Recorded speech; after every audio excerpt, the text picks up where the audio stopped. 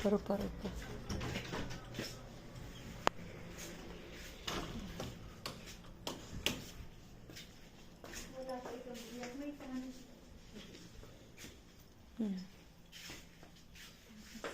Pakatakot. Parang di ako mag-overnight dito.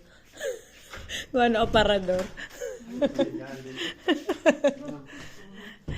Sinauna po. Nakakatakot. Matatakot din.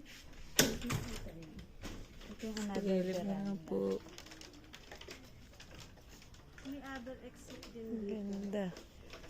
Open kung ano siya. Parang yung pinakang veranda. Para kung halimbawa ay naandito yung iba, bawa yung mga pictorial. Apo. O kaya yung iba nagme-makeup dito, si bride ay dun sa loob para hindi siya naaabala doon.